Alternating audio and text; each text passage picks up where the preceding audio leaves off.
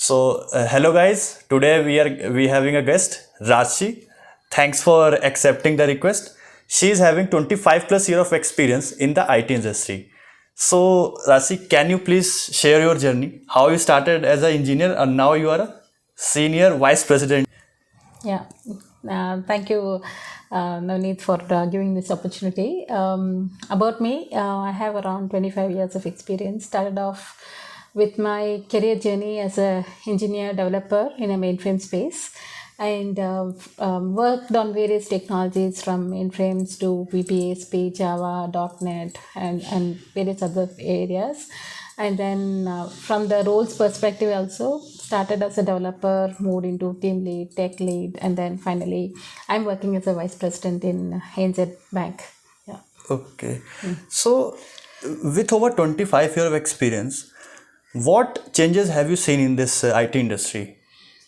Change is something which is very constant, and it has been happening every year, or for that matter. From the technology perspective, from the process perspective, things are evolving every day. So as you know, I've started my career as mainframe developer. From there to right now it is AI, Gen AI, Copilot, and robotics, machine learning. There's so much of drastic shift that has happened from the way it was to where it is now. So things are evolving, and we'll have to adapt to every changes that comes in. Be ahead of the game. Change is not a choice. It's the obligations that we have to go through and make it happen. Yeah. Okay. Yeah. And no one is knowing about that Y2K problem. So can you please point what this Y2K problem was? Yeah, Y2K problem was happened just before year 2000. So there were a lot of applications which were coded with their date timestamp as YY instead of YYYY. Okay. So when the year 2000 was approaching, then the company or the industries realized that our applications will not work seamlessly because of the hard coding of date to YY instead of YYY. So there were a revolution that happened actually to look at all our assets, all our applications which are coded that way, be it the database update or the application update, to cater to the Y2K. So they had to increase the year from YY to YYYY, thereby also look at where all the dates are used in the application, make relevant modifications. And there were instances where applications didn't have code, they had only the executables. They had to do a reverse engineering, rewrite the code and compile it and then deploy it, test it. It was a massive work that happened before the year 2000 embarked. So that's about why not many people know about Y2K, but that was a big revolution that happened, to cater to the decade change that happened from 19th decade to 20th decade. Yeah. Okay. You have talked about AI. So first thing, can you please tell us what is AI and how it is going to implement? Now, implementation is going on, but how you guys are doing that thing? Okay. AI is again a very vast topic in itself. Within AI we have Copilot, Gen AI, which is coming up, OpenAI, a lot of other topics that are coming up. So AI is basically an artificial intelligence where we automate a lot of manual stuff that's happening, so that we give a very good user experience at the end. We reduce the manual efforts and give back to the customer the revenue that they're looking for. So AI is very fast-pacedly growing, and we can do a lot of things with AI. Even a simple of you have Alexa, Siri, even that also is a kind of AI where it understands your words, not just your words, it also understands your emotions and it will interpret as it is. So that's an AI that we are talking about. It's not just about one industry. All the industries are adapting to AI because that is going to be a revolution in how we are making things happen, how the industries are working, how are we automating things, and it is very fast and quick. Responses are very fast and quick. So it is helping a lot of industry in AI. Yeah. Okay. So when we talk about that, it is helping. So can you please point like how it is going to helpful in our working environment? In the working environment, for instance, if I talk about ServiceNow, where you are creating incidents and problem records in an organization, so that provides you a flexibility, to look at, if an incident is running for 2 days of time. So with an AI, you can see what, you can just say, can you give me what has happened with this incident? It will summarize you the 2 days of effort. It will just summarize you and give you an output saying this is what is the crust of this incident or a problem record.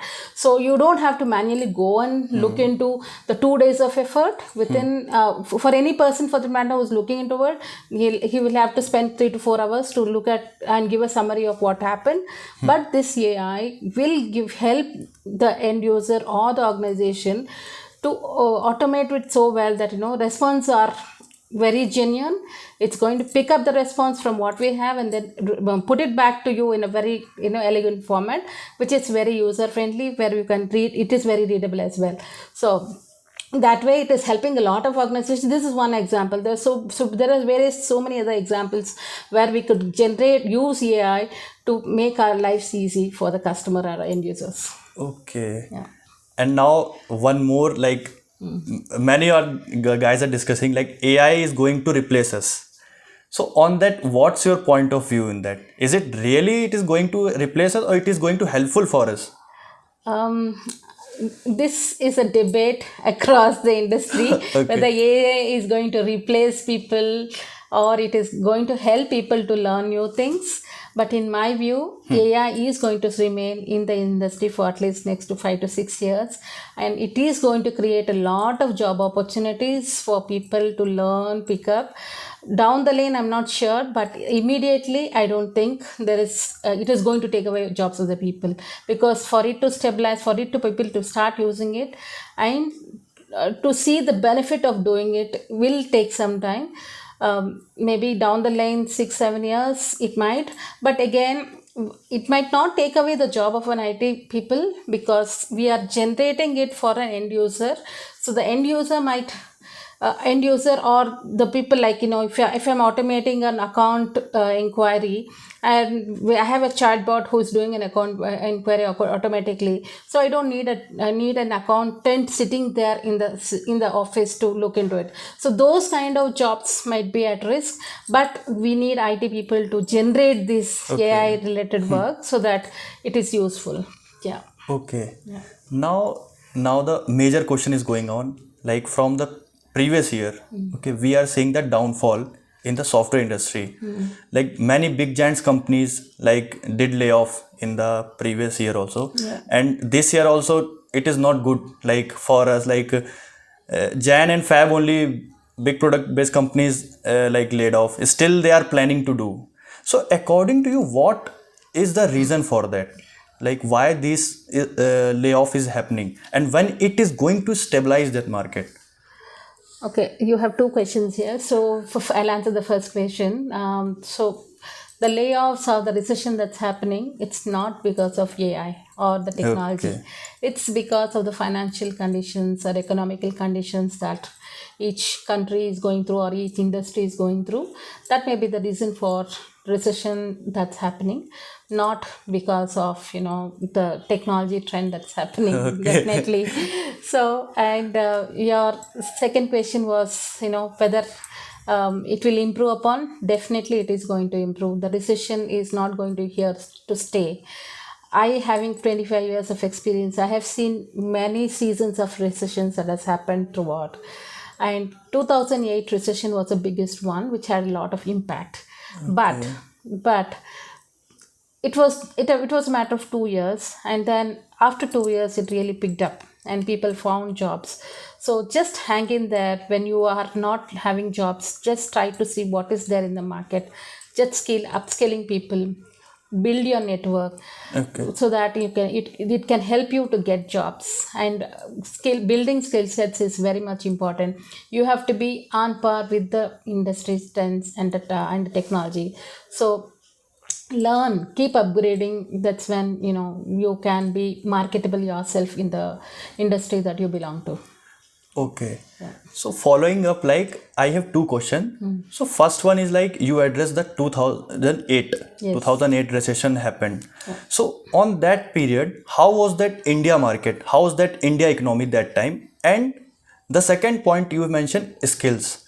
So how the future, like future engineers or those are experienced one also, or those are freshers, they are waiting to come to the market. What skills do they need so that they can add on in the IT industry?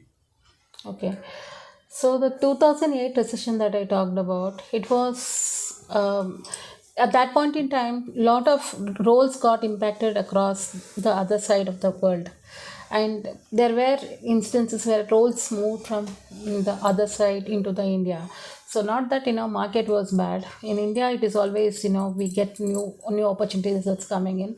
There might be some slack period or some industry which had laid off few people, but always India is a growing market.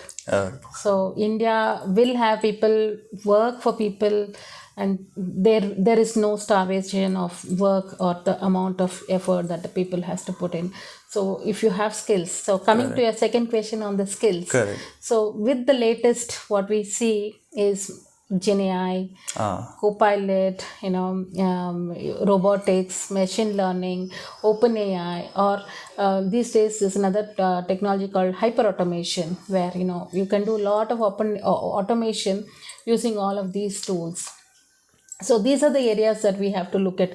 And another one which has come up trendy is now the low code, no code. So that is also, it helps you to churn out the code very fast, and you can deliver to the business. You can do a lot of POCs. So low code, no code is another very classic example where people can learn, build their skills, and these are the ones that are going to be there in the market for next 5 years. So go grab the opportunities. Yeah. Okay. And now I'll come to your achievements. So you got Her Rising Award 2023. So how that award means to you as a personally and professionally? This was one of my most memorable moment in 2023, when Harki is an organization which awarded me with Women Leader Award across nation. So which is a very proud moment for me, because being in an IT industry for 25 years, we get awards from my company every now and then, yes, every yearly award. But another organization out of the zone that I work in, somebody outside recognizing me, coming and giving me an award, which was a very proud moment, and it was a very nostalgic moment for me, my family, as well as when my organizations. My organization did celebrate the award that was given. So it was a proud moment, and I'm really thankful for the organization which recognized and awarded me the Women Leader Award for 2023. So one question is there, like how you are balancing, like you have two roles, okay, as a mother, a wife, and as a senior VP. So how you are making balance? Being a mother, you have to care about your child also. You have to take care of your family also, and you have to be one-on-one in the corporate world also. So how have you balanced that thing?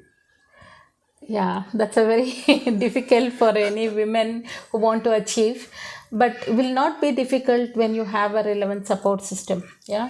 So I made sure that my support system was very strong enough so that I go and outside and achieve my goals, whatever I want to. So even if you cannot do a particular work if the way you want or the family wants, just ignore that. So be it. If it doesn't happen today, you can come and do it tomorrow.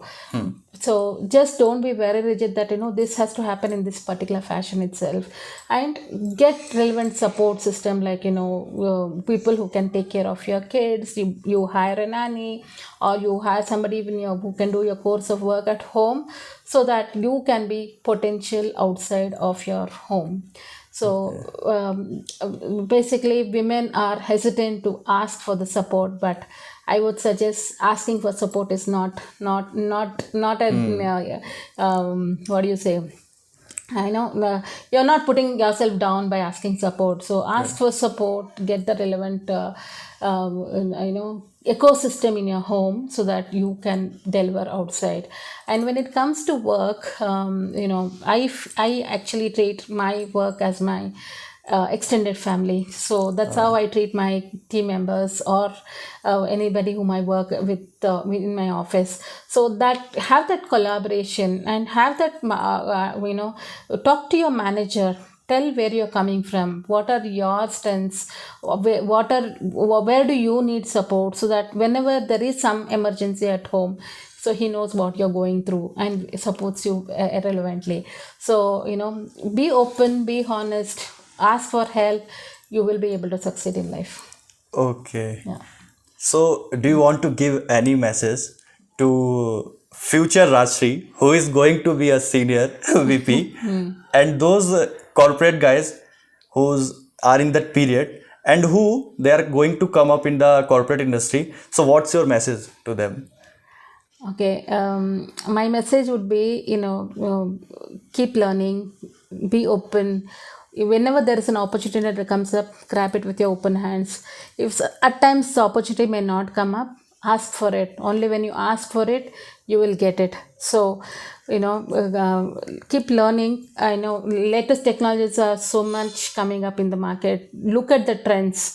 Look up your seniors. Ask what's happening in their space. Open up yourself. Only then you will be able to be successful and prioritize your stuff, whether it is personal or professional. Prioritize things like what is important for you. List down your priorities. What are the things that I want to have? Look at your short term and long term goals, list out them and put a time frame for that. See if you're achieving those targets that you've set for yourself, be it short term or the long term. Only then you will be able to. You have to have measures in whatever you're doing. So have that measures. Do a retrospect of yourself, whether you have achieved, what are the areas of improvement, what are the support that you need, and you will excel. So just go with the flow, but be in an open mind and be in a learning mindset always. That's all I want to say to the youngsters. Okay. So thanks, Rajshrees, for your time. Hope you guys enjoy this show. If you have any doubt, please comment and definitely we will meet her podcast. So thanks everyone. Thank you. Hope you guys enjoyed this episode. Please like this video and also share with your friends and colleagues. And to be updated what's coming up in this channel, don't forget to subscribe my channel. And if you have any query, you can put in the comment section. And in the description, I have given my LinkedIn ID. Please be in connect with that. So thanks for watching this video. Thanks everyone.